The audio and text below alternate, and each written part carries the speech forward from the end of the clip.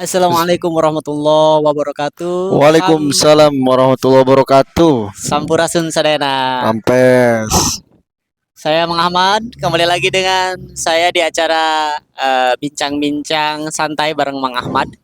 Kali ini kita akan ngobrol-ngobrol santai bareng Kiai Muda, Mudirul Ma'had apa? Raudhatul Abidin. Kebalik Pesantren sebenarnya. Raudhatul Ini Abidin. yang pakai peci seharusnya Kiai. Ya, tidak harus ditampakkan kan ya.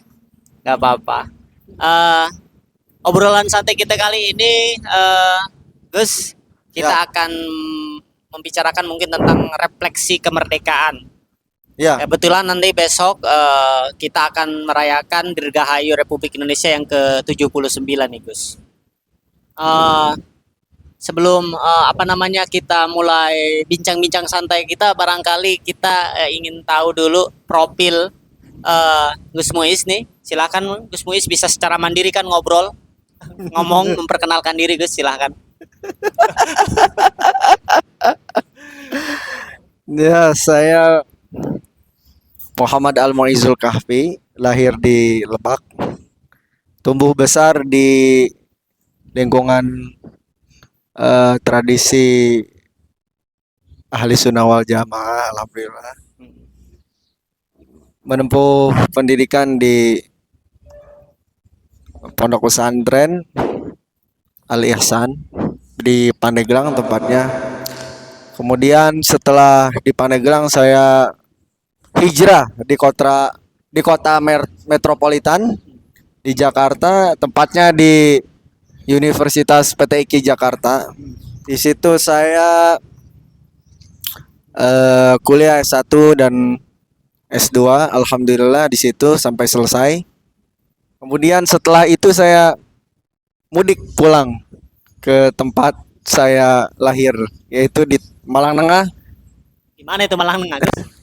di sebuah kota tengah-tengah. Oh, Malang di tengah ya. Jadi kampung hente, kota hente. Jadi di tengah-tengah kota. Di situ saya belajar dan mengajar di sebuah pesantren. Nama pesantrennya adalah Raudhatul Abidin. Alhamdulillah di situ saya mengamalkan, kemudian belajar tentang seluruh ilmu, terutama ilmu-ilmu kepesantrenan, ilmu-ilmu agama. Alhamdulillah. Oke, jadi luar biasa ya. Hidup besar di lingkungan pesantren, kemudian ketika apa namanya berkelana pun ya sebetulnya ke kampus yang juga rasa pesantren ya. Ya, ya. PTIK itu kan ya dari semester 1 sampai semester akhir ya melulu soal ngaji, ngaji, ngaji dan ngaji ya. Ya, ya. Nah, Oke, Gus, pergulatan apa yang Gus Muiz rasakan atau lalui ketika proses sebelum kemudian sekarang kembali lagi ke rumah, kemudian mengabdikan diri untuk pengembangan yayasan ya, juga Ya. pesantren. Apa yang sudah Gus Muiz rasakan di pergulatan kehidupan Gus Muiz itu selama ya mungkin terhitung selepas dari pondok pesantren Al Ihsan. Ya, hidup di Jakarta saya menemukan beberapa perbedaan yang itu menjadikan sebuah pelajaran. Karena di Jakarta kita akan menemukan banyak makhluk yang berbeda dari kita. Makhluk halus maksudnya. Ya, makhluk yang berpikir, pikiran yang berbeda, tindak laku yang berbeda, sehingga titik baliknya adalah kita menemukan satu kesadaran bahwa kita itu tidak bisa sama dan kita pasti berbeda dengan orang lain. Nah, dari situ mungkin hal tersebut yang menjadikan pembelajaran saya banyak belajar ketika saya banyak mengetahui perspektif atau pandangan orang lain terhadap kehidupan ataupun keilmuan yang bergulat di sana. Begitu. Oi. Apa aja kira-kira pengalaman yang monumental yang bisa diceritakan? Oh, hari tamat di pesantren, kia, Hmm. ya apa istilah sekarangnya shock kultur itu? Apa ya bener gak yang ngomongnya? Shock kultur Hmm. seperti itu? Karena kan pasti tradisi pesantren dan tradisi kota metropolitan tentu sangat berbeda meskipun eh, Anda kuliah di PTIK. Ya, ya. Ya, ketersinggungan dengan orang-orang yang berbeda bisa saya rasakan dari cara berpikir tentang, dulu saya belajar tentang ilmu-ilmu Quran itu belajar dari seorang kiai. Kemudian di Jakarta tentunya banyak diskusi yang datang dari orang-orang barat, dari perspektif barat yang mengkaji Al-Quran dari perspektif barat gitu ya. Itu kan menemukan perbedaan-perbedaan yang sangat luar biasa. Seperti cara cara mereka dalam mendekatkan atau pendekatan Al-Quran dengan sebuah metodologi hermeneutika misalkan. Karena basis di pesantren kan hal-hal seperti itu tidak ada kalau kalau pendekatan-pendekatan yang seperti itu. Jadi lumayan kaget juga ya, Iya, karena mungkin ada istilah kebebasan-kebebasan berpikir ya. ya kebiasaan berpikir. Sempat apa namanya menganggap orang yang aneh dalam berpikir, terutama tentang Quran ini, iya nyasar dong aja lemah gitu. Ya.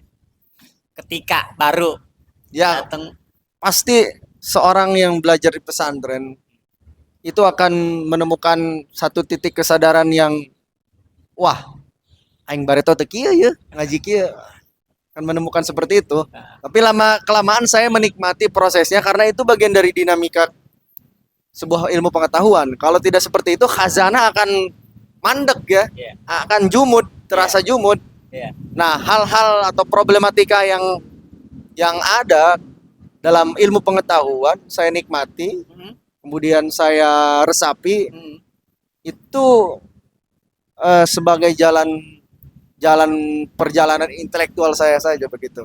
Sehingga apa yang saya peroleh, sehingga saya banyak perspektif gitu, tidak hanya perspektif di kalangan pesantren, tapi juga perspektif di kalangan yang lain gitu. Isu-isu tentang banyak pluralisme dan banyak yang lainnya gitu ya. Itu memang sangat luar biasa gitu kajian-kajian Al-Qur'an. Dari sudut pandang Gus Muhyiddin sendiri, kalau dikomparasikan dibandingkan, Ya.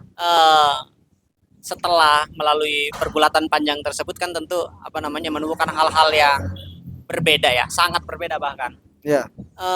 Itu kira-kira apa ya?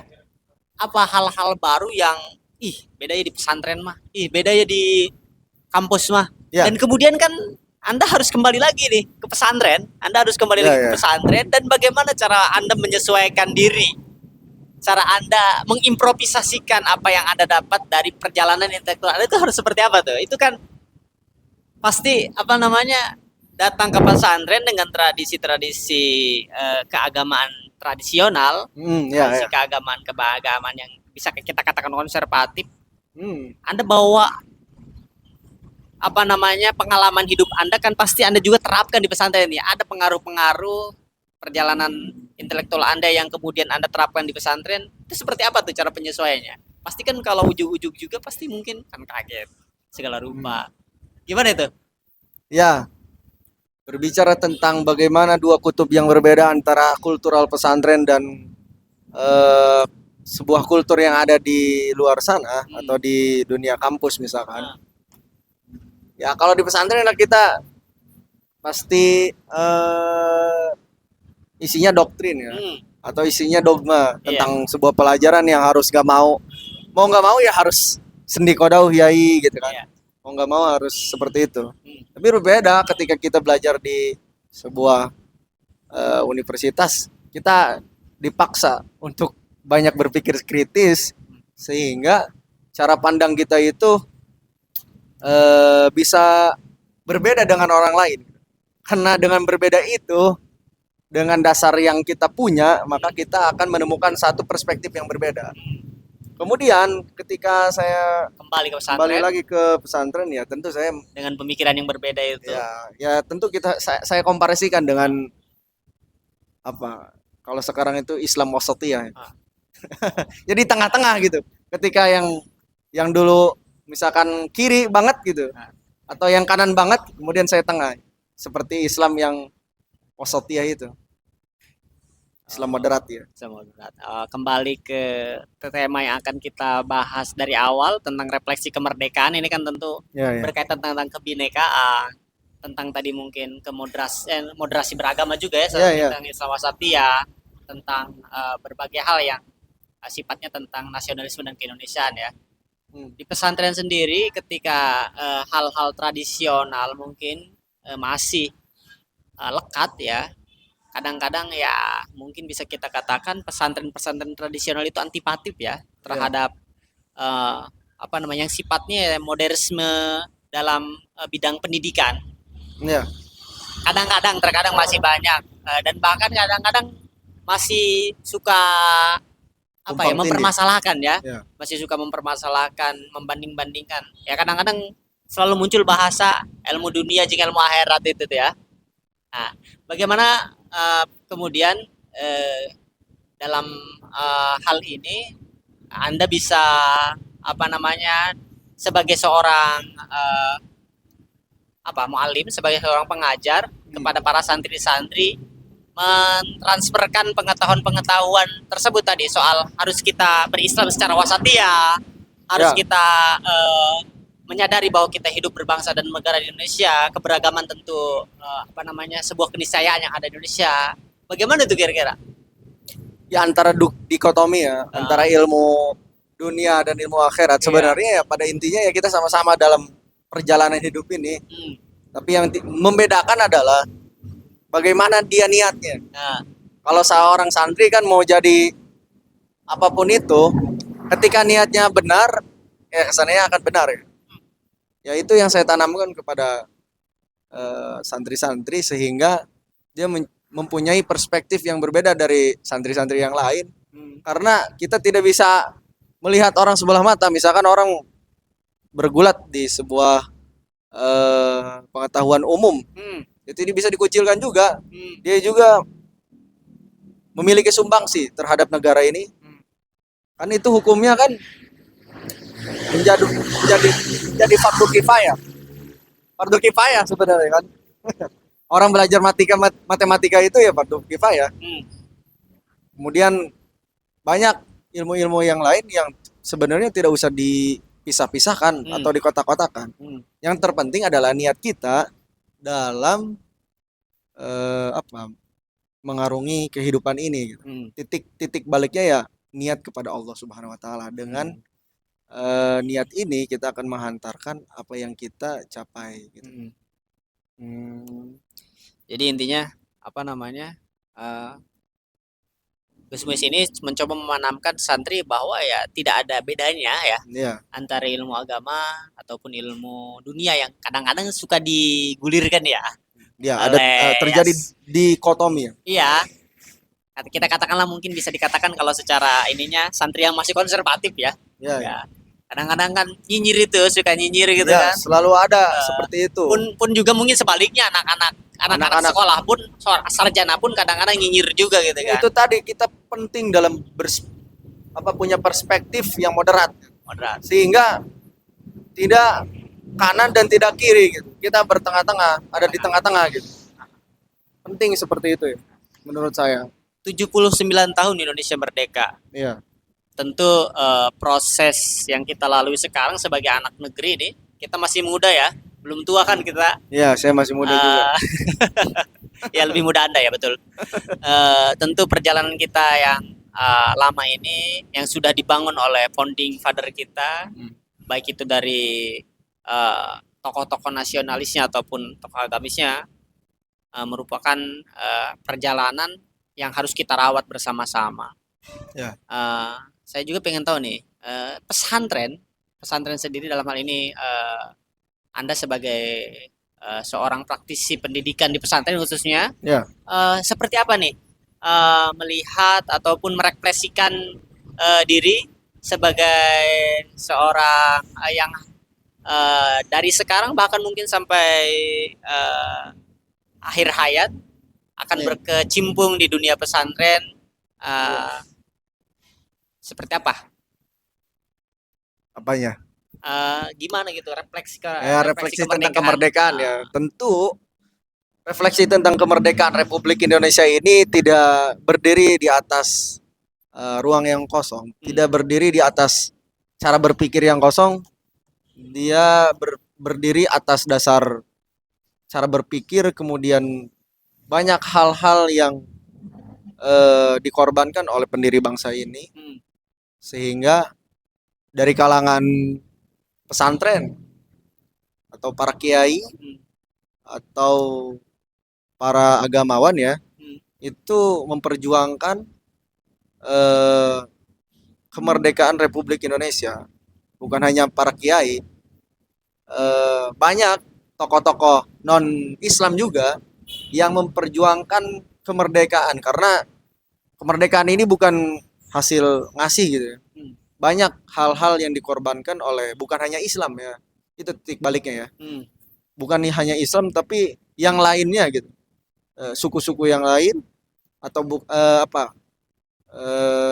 Yang berbeda dari kita yang memperjuangkan, sehingga Indonesia ini bukan milik perorangan atau bukan milik dari seorang golongan, sekelompok sekelompok golongan, tetapi Indonesia ini adalah milik seluruh rakyat Indonesia yang ada banyak golongannya ya, dari suku manapun itu, dari agama pun itu, sehingga siapapun yang memperjuangkan kemerdekaan Indonesia itulah yang harus kita eh, junjung ya, karena Indonesia ini kan tidak berdiri atas dasar kemudahannya, susah kan.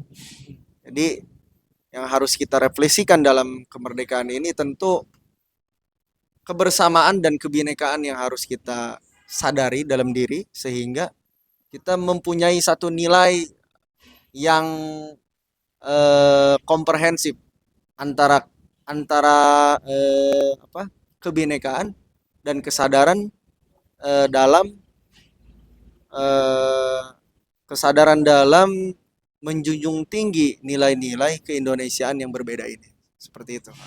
Penting ya. Ya. eh Cara paling sederhana yang kira-kira kita Hmm. bisa lakukan kira-kira apa nih? Apakah dengan menonton film kemerdekaan? Apakah dengan apa namanya merayakan perlombaan-perlombaan Ya, yang lebih sekiranya bisa benar-benar dirasakan kebermanfaatannya walaupun kecil, apa kira-kira nih menurut Gus ya Muhyiddin? itu secara praktis mah ya, orang merayakan kemerdekaan seperti panjat pinang, balap karung, Nah, balap kerupuk itu mah sebenarnya aktualisasi mereka terhadap perjuangan negara Republik Indonesia ini ya tidak semudah. nah, Kan simbol dari panjat pinang kan ketidakmudahan seseorang dalam naik, naik ke atas gitu ya, ya. filosofinya gitu. Sehingga ya itu sih sebenarnya bukan bentuk yang nyata ya Hmm, dalam dalam proses nah, apa, dalam proses kebinekaan kita gitu. Tapi itu sebuah nilai juga, nilai ya, yang bisa nilai-nilai diambil nilai ya, filosofis ya. filosofis. Tapi kan nilai-nilai itu nggak bisa bakal ditangkap kalau Ya, misalkan tidak kita kasih tahu atau kita nah, beri perspektif ya. iya. Kan Harus, banyak orang menganggap ngapain juga gitu nah, panjat pinang, ngapain juga itu balap karung atau nah, ngapain juga gitu makan kerupuk gitu atau pukul air dan sebagainya, lomba-lomba yang ada di HUT kemerdekaan Republik Indonesia tanpa diberi penjelasan penjelasan atau tanpa diberi nilai, ya, ini tidak akan tahu gitu. tidak akan ketangkep ya, apalagi oleh orang-orang biasa ya. Iya.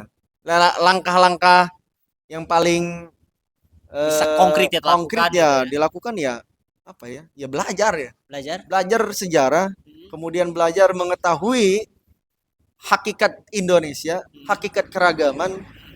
Kalau tidak belajar ya nggak bakal ketahuan gitu ya, secara konkret ya. Ya minimal secara konkret kita berbineka atau berindonesia secara kelompok kita atau dari keluarga kita atau dari kalangan pesantren ya teman-teman di Kobong gitu. Atau dari yang lainnya misalkan dari RT, kemudian kita ber-Indonesia itu harus sesuai dengan keindonesiaannya, skalanya skala kecil dulu baru kita skala besar. Jadi berkeluarga, kemudian bermasyarakat, kemudian berapa lagi bernegara gitu ya. Jadi speknya yang kecil-kecil dulu sehingga nilai-nilai itu ya kita tanam gitu. Jadi jangan dulu lihat Indonesia yang luar biasa ya, bagaimana kita berbeda di antara kelompok keluarga. Kan di keluarga kan pasti banyak Ya pasti. perbedaan ya, Pasti. seperti KW ini. Oh, udah. Itu mah kau usah di ngewawancaranya, nanti ngewawancara saya tuh. Nah, itu nilai-nilai yang harus kita bangun dari dasar kecil dulu. Nah, itu yang paling konkret, yang konkret ya. hakikat merefleksikan kemerdekaan ya, Ya. khususnya yang ke-79 ini ya. Belajar tentang kebangsaan dan keindonesiaan mungkinnya tadi, dan juga ya tadi Kemudian bermasyarakat mempraktekkan mempraktekannya di di lingkungan. sebuah keluarga dulu, kemudian masyarakat, kemudian bernegara gitu ya. Skala negara. Yang terakhir nih, guys. Ya. Pesan ataupun dalam artian ya apa ya? Lebih enaknya kalau pesan seolah-olah gitu ya. Tapi gak apa-apa lah pesan Gus Muiz nih terhadap ya rekan-rekan sesama kita, baik itu dari sudut pandang kita sebagai seorang santri ataupun dari seorang pemuda dalam rangka menjaga kebinekaan, dalam rangka merefleksikan kemerdekaan yang ke-79 tahun ini. Seperti apa nih kira-kira sebagai closing ngobrol-ngobrol santai kita nih? Ya.